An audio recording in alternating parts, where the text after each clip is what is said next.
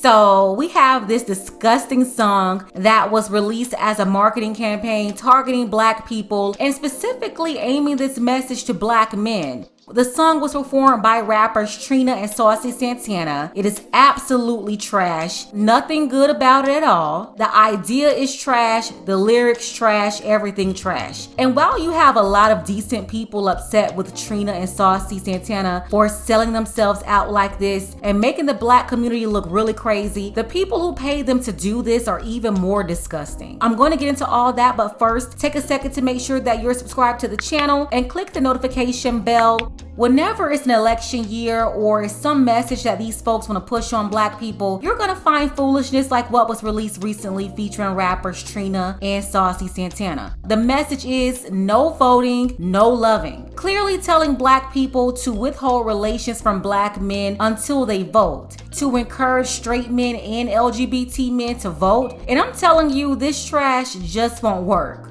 And did anybody notice that this song had the same cadence as No Justice, No Peace?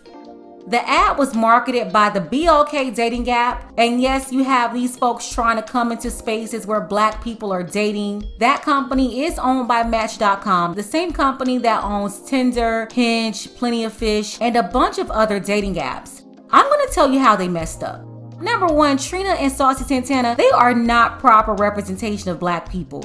Yes, they have both influenced a lot of trash behavior in the community. And you know, the people that's really behind this, they somehow think they can tap into these folks to influence Black people to vote. They have to understand that Black people are not listening to these people for substance. You have a class of Black people who tap in for debauchery. You know, it's no different from these folks trying to have sit downs talking about WAP with Meg the Stallion, or them talking to ex-strippers as if they're the ones who's supposed to get Black people's attention. Sure, they may be able to garner attention for their foolishness, but they're not going to help you win an election. And then people like Meg the Stallion, Cardi B, Saucy Santana, Trina, they don't represent the grassroots. You have to connect with Black voters. And when folks hear that, they think you mean connect by looking a certain way or acting a certain way, pulling out hot sauce, eating fried chicken and greens, going to a HBCU, or dancing. Hillary and Kamala.